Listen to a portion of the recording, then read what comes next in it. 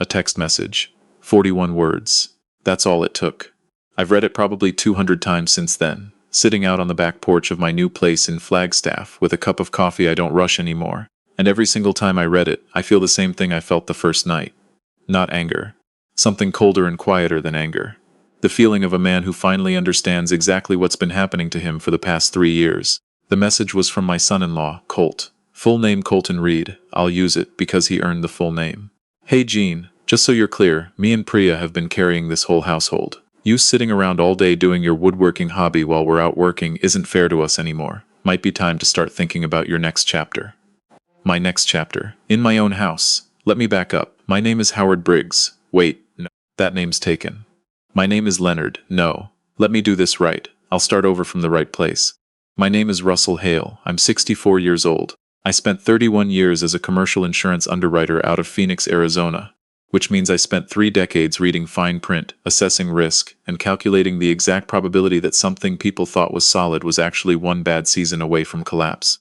I'm good at reading exposure. I'm good at knowing when a structure is about to fail. I thought I was good at reading people. Turns out I was only good at reading strangers. My son Cody is 34. Sharp kid, always was. Good with numbers, got his MBA from Arizona State, landed a position doing financial analysis for a tech firm up in Flagstaff about 6 years ago. I was proud of him the way fathers get proud. Quietly, completely, in a way you can't entirely put into words without it sounding like bragging. He married Priya in the fall of 2020. A small outdoor ceremony up near Sedona because the pandemic had already canceled the bigger plans twice. She's a project manager at a healthcare company, smart and organized, with the kind of efficiency that makes a room feel like it's running on a tighter schedule the moment she walks in. I liked her. I want to be clear about that, because what happened later has a way of rewriting the beginning, and I don't want to do that. When I first met her, I liked her. My wife, June, passed in the spring of 2021. Pancreatic cancer. We had 11 weeks from the diagnosis to the end, and I will tell you honestly, that 11 weeks is not enough time to say everything you meant to say to someone you've spent 38 years building a life with. It is not enough time. It never would have been. I spent that first year in our house in Tempe alone, doing the math wrong. 4 bedrooms, 32 years of a marriage that left fingerprints on every wall. A workshop in the garage I'd built out over the years. Table saw, router table, a lathe I'd taught myself to use in my 50s because I needed something my hands could do while my mind settled down after work. June used to lean in the doorway of the workshop with a glass of wine and watch me work, and for a while after she was gone, I couldn't walk past that doorway without stopping. It was Cody who suggested it, about 14 months after June passed. He and Priya had been renting a place in Flagstaff, but their lease was ending, and the rental market up there had gone sideways the way it had everywhere. Prices climbing faster than their raises could follow. He called on a Sunday evening with that particular careful tone, the one he'd used since he was a teenager when he wanted something, and wasn't sure if I'd say yes. Dad, we've been talking and what would you think about us coming down to Tempe for a while? Just until we figure out our next step. Priya's looking at a few job options, and my company just went hybrid, so I could work from anywhere. I said yes before he finished the sentence. And I need to say this because it matters. Yes was the right answer. My son had just lost his mother. I had just lost my wife. We were both still figuring out how to be in the world without her in it. The house had 3 extra bedrooms and a refrigerator that was mostly condiments. Saying no would have been a choice I'd have had to explain to myself for years. So they moved in January of 2022. The first several months were better than I expected. Cody worked from the dining room and we'd have dinner together most nights. Priya cooked twice a week, really cooked, not just microwaved, and there were evenings when the house felt inhabited in a way that pushed back against the silence June had left behind. I let myself believe this was going to be fine. The second year is when I started reading the exposure wrong. It was gradual. It always is. That's the thing nobody warns you about. It's never one big moment you can point to and say, there, that's when it changed. It's 100 small adjustments that individually mean nothing and collectively mean everything. Cody started doing the grocery shopping, which I appreciated, until I noticed he'd stopped buying the things I actually ate and started buying what he and Priya preferred. My decaf disappeared from the cabinet one week and never came back. I found my recliner moved from the living room to the corner of the guest bedroom without anyone mentioning it, replaced by a sectional they'd picked out together, and apparently ordered on Amazon without asking me. I bought that recliner the year I turned 50. June had helped me pick it out. It was worn in along the right armrest in a way that had taken 15 years to achieve. I found it facing a wall, I moved it back. Nobody said anything. But the sectional stayed. Priya was harder to get a read on. She was never unkind, exactly. It was more that she had a particular way of framing things that slowly shifted what was normal. She'd refer to June's sewing room as the office.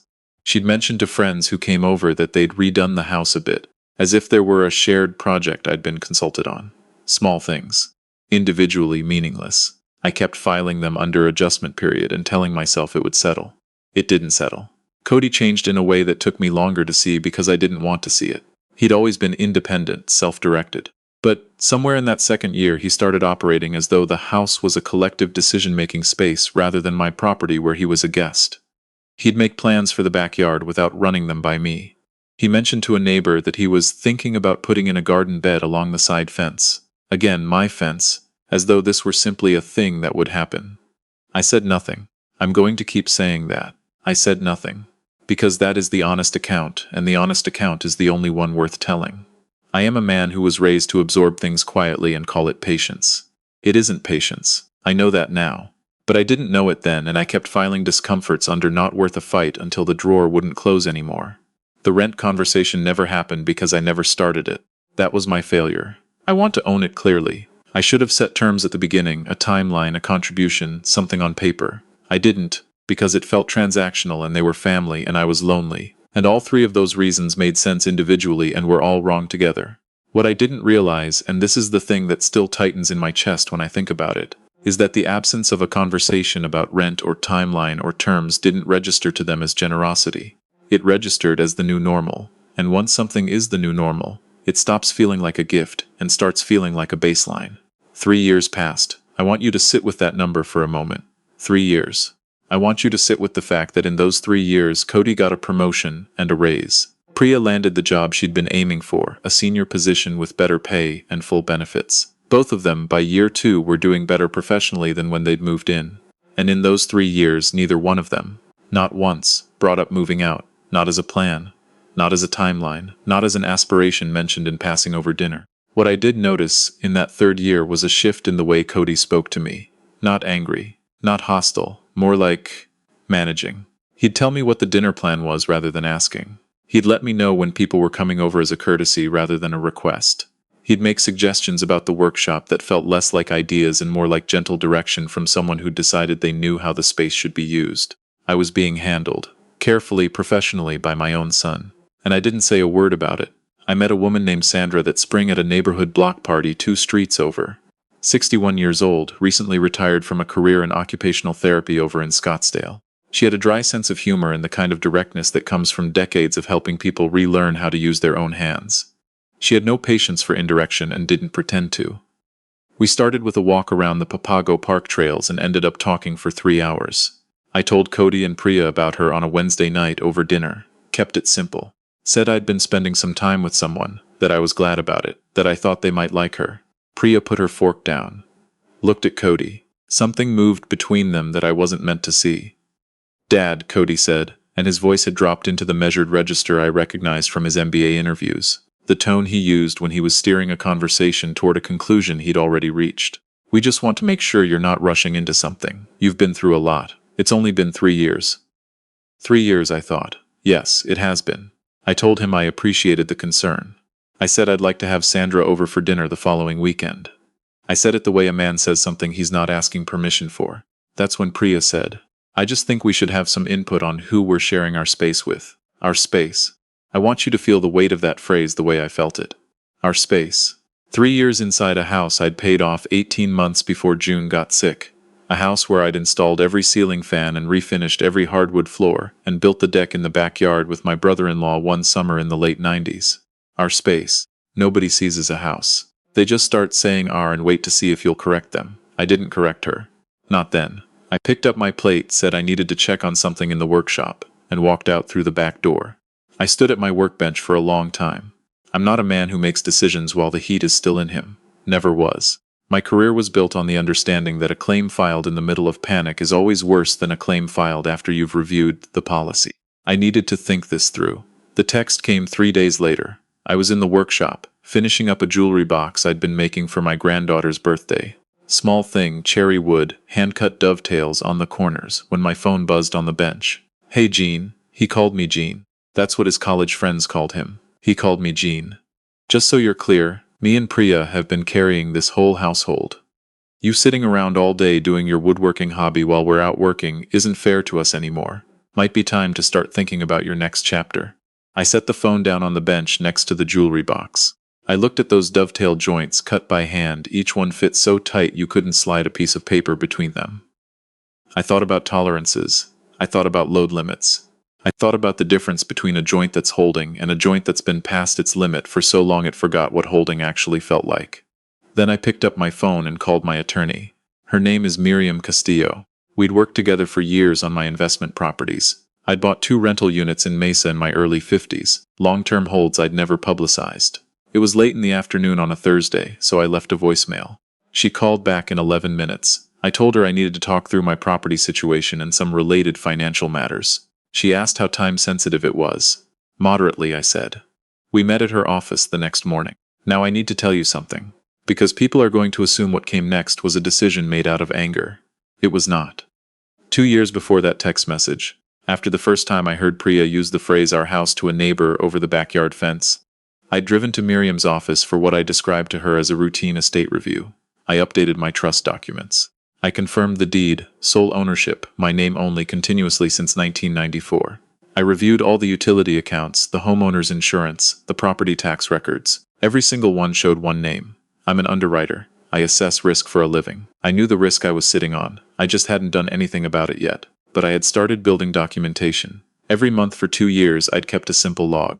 Nothing dramatic. Just dates and notes. The recliner, the grocery shifts, the hour space comments, the dinner plans made without consultation, a summary of the approximate household costs I'd been carrying.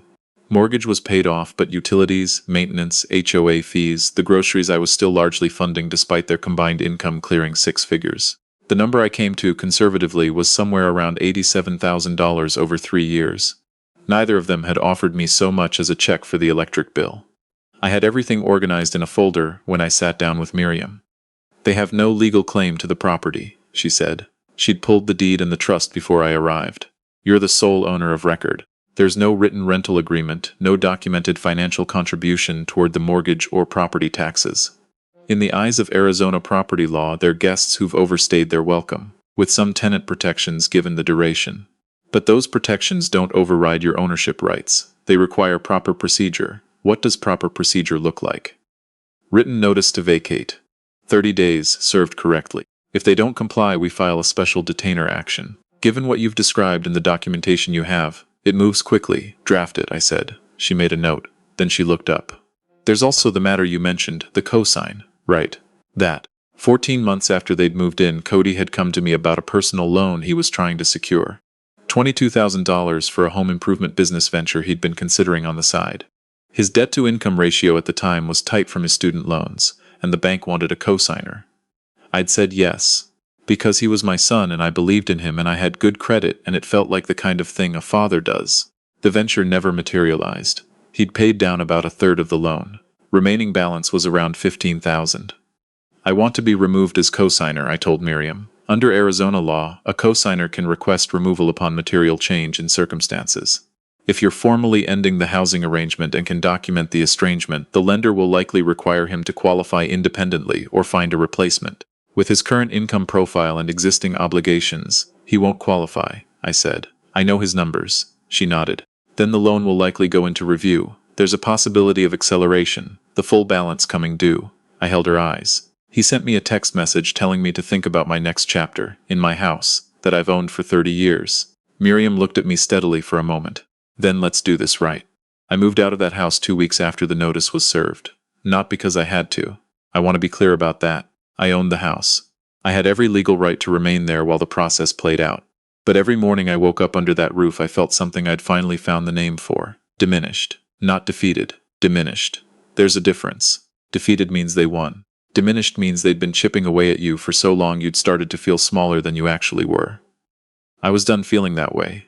I rented a place in North Flagstaff.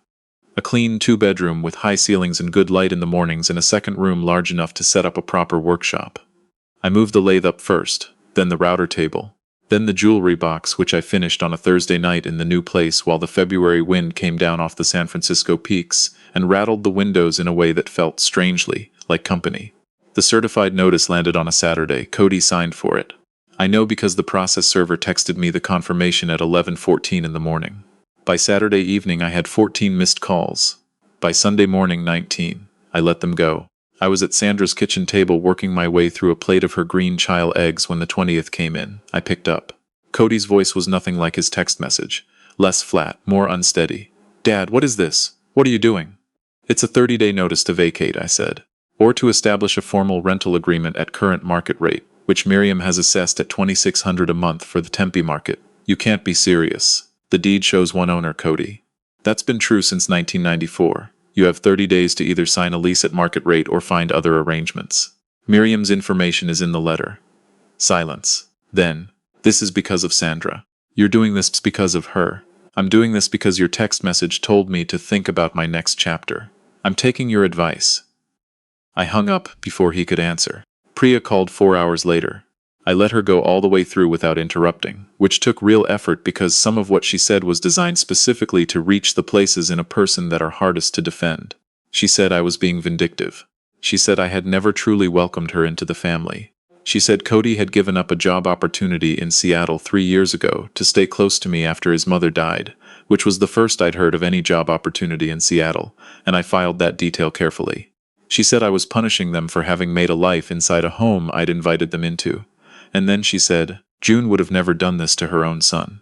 That one landed. I won't tell you it didn't. It went in the way only certain sentences can, straight and clean, aimed at exactly the right spot.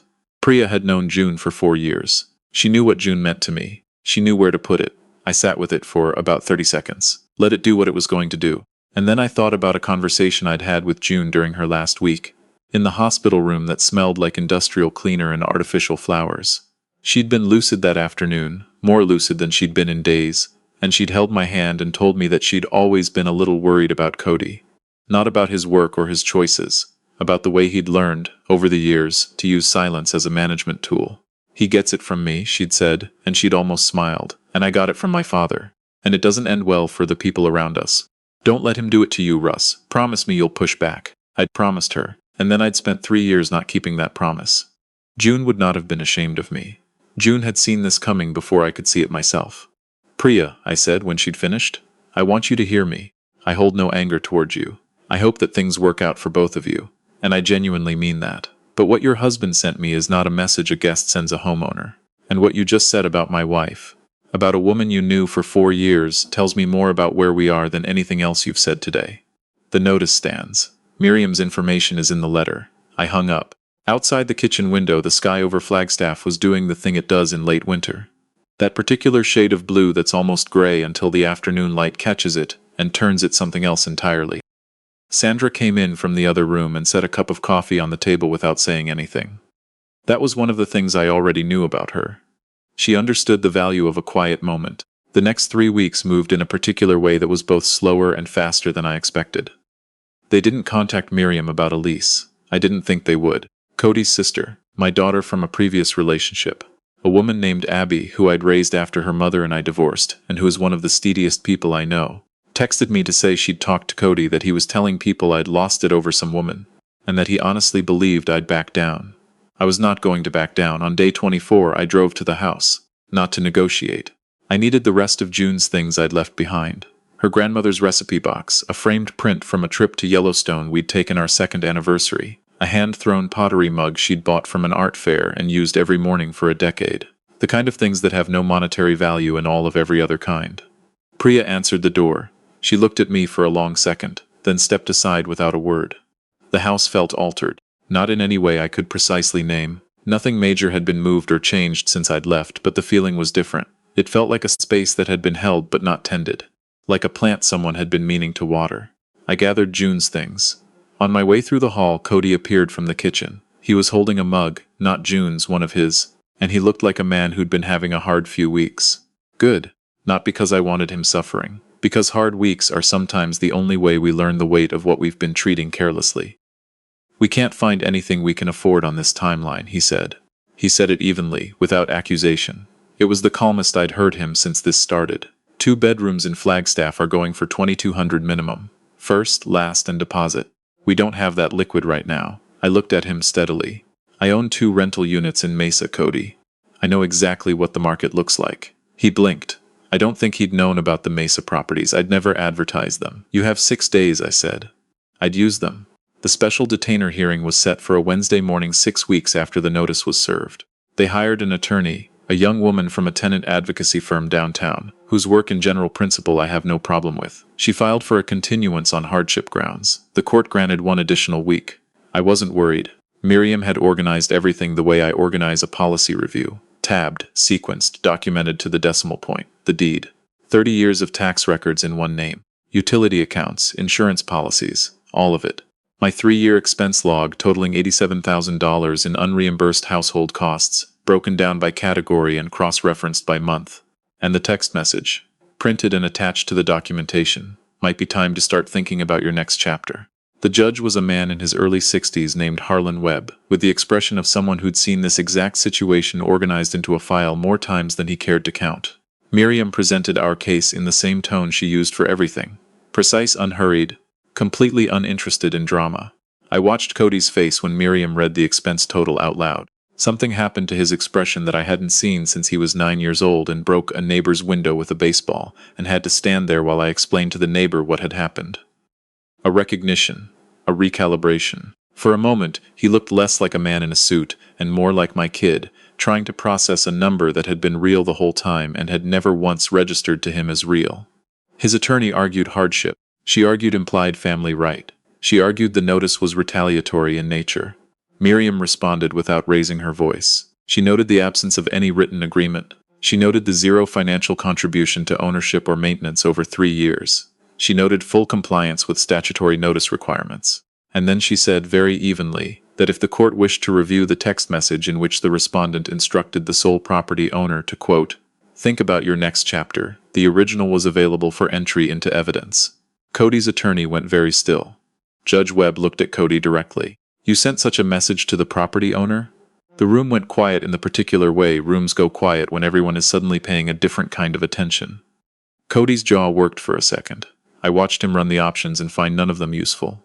I was frustrated, he said. I said something I didn't fully mean. You advised the owner of the property, Judge Webb said, reading from the printout, to think about his next chapter. And you're now contesting his right to take your advice. Nobody answered that. The court finds for the petitioner, Judge Webb said. Respondents have 21 days to vacate the premises. I heard Priya make a sound I can't fully describe, something between a sharp exhale and a word that didn't form. Cody sat very still. He was looking at the table in front of him with the expression of a man whose understanding of how things were supposed to go had just been adjusted without his consent. I didn't feel triumphant. I want to be straight about that, because I know that's what people expect from a moment like this. That clean, movie-ending surge of vindication. That's not what it was. It was the feeling I get when I've finally finished a joint that's been giving me trouble for days. Not excitement. Just the quiet rightness of something being done correctly. Outside the courthouse, Miriam shook my hand and asked if I'd given any thought to what came next for the property. Selling it, I said. She raised an eyebrow. When did you decide that? 3 weeks ago. The truth was that I'd known for longer than that. Not because the house had bad memories. It had 30 years of good ones too, June's fingerprints on every room. But that was exactly the point. It needed to be someone else's house now. It needed new people and new noise, and a family who would fill it with a different set of years. Holding on to it because of what it had been would just be another way of pretending the structure hadn't changed. I listed it at $725, 4 bedrooms, mature desert landscaping, good bones. Within 8 days I had 4 offers. I took the highest, $752, conventional financing, 45-day close. A couple relocating from the Pacific Northwest with 2 teenagers and a large dog, and an extremely specific set of requirements about garage space that told me they were people who understood what a garage was actually for. Meanwhile, the cosign removal had been working its way through the process in parallel. I'd filed the paperwork with the lender 3 weeks before the hearing. The bank sent Cody a certified letter informing him that due to the change in cosigner status, the account was under review and the full remaining balance could be accelerated if he couldn't independently qualify or secure a replacement. He couldn't qualify. His income was solid, but his existing debt load was too high, and without my credit profile anchoring the account, every metric came back insufficient. There was no one in his life positioned to replace me. No family member with the combination of willingness and credit to take on $15,000 in joint liability. The loan went into default review the same week the movers came for his furniture. They left on day 19. The property manager I'd retained did the walkthrough that afternoon. The report was not good. The guest bathroom mirror had a crack through it. Clean, straight, the kind that happens when something is thrown against it rather than bumped. 3 interior doors showed impact damage along the frames. The baseboards in the hallway had been scuffed in a way that only happens when furniture is dragged rather than carried. And the workshop, my workshop, had a gouge in the workbench surface that hadn't been there when I left. Deep enough that it had gone through the finish and into the wood. They'd gone into my workshop and damaged my bench. I stood in that room for a long time when I went to see it. I ran my hand over the gouge the way you'd run your hand over a wound. That bench had taken me 2 years to build. I'd laminated the top myself from hard maple, planed it flat with a hand plane over 2 full weekends. June had stood in the doorway of the workshop, that same doorway, that same spot, and watched me do it, a glass of iced tea sweating in her hand, and she'd said, "You're going to be very proud of that when it's done." I was. The repair estimate came to $9,400. I filed a civil damages claim. The sale closed on a Thursday in early April. The buyers moved in that weekend. The following Saturday morning, I happened to drive past on my way up to the hardware store, and I saw the teenage son shooting hoops in the driveway, headphones on, completely in his own world, and the dad coming out the front door with 2 cups of coffee, and the dog running loops around the side yard in the particular way dogs run when they've decided a new yard is their jurisdiction. It looked like a house that knew what it was for. I drove north toward the mountains and didn't look in the rearview mirror. The net from the sale, after closing costs and the remaining property transfers for fees, came to $643,000. I used a portion of it to buy a smaller place on the northeast side of Flagstaff. 2 bedrooms, a good-sized lot, an outbuilding in back that I've been converting into a proper workshop over the past several months. The lathe fits perfectly against the north wall. The router table sits under the window where the morning light comes in at the right angle. The bench I built new, harder maple this time, thicker top, and this one I will not be leaving unattended again. I was 3 weeks into the new place when Cody called from a number I didn't recognize. I answered. His voice was different. The management tone was gone. What was underneath it was younger and less certain, the voice of a person who'd had several months to sit with a set of consequences and was starting to understand, slowly, that consequences are not the same thing as punishment. "Dad. It's me. I know." A pause. "We're renting in Tempe. Small place, but it works." Another pause. "The loan it's in collections. I'm working with a debt management company to restructure it." I waited. "I've been talking to someone," he said. "A therapist. Weekly." He stopped. "She's been helping me see some things about the way I operate." His voice shifted slightly. "I learned it from watching how you dealt with Mom's death, the distance you kept. I thought it was strength. I think I've been wrong about that. I didn't correct him about the distance. It wasn't the moment for precision. I'm sorry, Dad." He said it quietly, without scaffolding, without a list of qualifications. "I'm sorry for the text. I'm sorry for the way the last year went. I'm sorry I didn't notice what we were doing until it was already done." I sat with that for a moment. "I heard you," I said. "That matters to me. Are you okay? Are you doing okay up there?" I looked out the workshop window. The aspen grove on the ridge line was starting to turn, that early October gold that only lasts about 10 days before it's gone. The kind of color that makes you stop what you're doing and just look. Sandra was coming for dinner. The new bench was half finished on the south wall. The jewelry box I'd made for my granddaughter was sitting on a shelf, done, waiting for her birthday. "I'm better than okay," I said. "I'm good." The quiet that followed didn't have a temperature to it. It was just quiet. The kind that happens when 2 people are both sitting inside something true. "I don't know where we go from here," Cody said. "Neither do I said. "But the line's open. That's something." We didn't make any plans. I told him he could reach me at this number, and he said he would. And I believed him in the careful way you believe someone who's just started doing the harder work. Not completely, not yet, but enough to keep the door at something other than closed. After we hung up, I stood in the workshop for a long while, looking at the new bench. At the clean maple surface without any gouges in it yet. There's a kind of satisfaction in starting a piece over from the beginning, when the first one has been damaged beyond refinishing. You don't try to fill in what went wrong. You start with new wood. You do it better this time because you know where the mistakes are now. That's where I am. If any part of this story felt like something you've been living, I want to ask you to do just one thing. Not tomorrow, right now. Find the thing you've been calling not worth a fight, that single disrespect you keep absorbing to keep the peace. and say its real name out loud, even if the room is empty, even if it's just between you and the ceiling. Because the thing about a joint under stress is that it doesn't announce itself. It just holds and holds and holds until one day it doesn't. And if you've been holding things you should have put down years ago, it is not too late to set them down. I'd like to know what you think. If you believe I did the right thing, comment with a 1. If you think I went too far, leave a 2. And if you think, like some people in my situation that I didn't go far enough and should have moved faster, leave a 3. I read every single one. Tell me where you're watching from and what time it is where you are right now. It means something to me to know that people in all those different places are sitting with the same questions. And if you've ever been made to feel like a visitor in your own home by someone you would have done anything for, I genuinely want to hear your story. There's room in the comments. If this one found you at the right time, do me a favor and subscribe. I'll be out here on the porch telling the quiet stories, the ones about dignity and the slow work of reclaiming it. They're the ones I think we need most. This is a fictional story inspired by real emotional experiences, fully reimagined and rewritten for this channel. Any resemblance to real people, places, or events is entirely coincidental.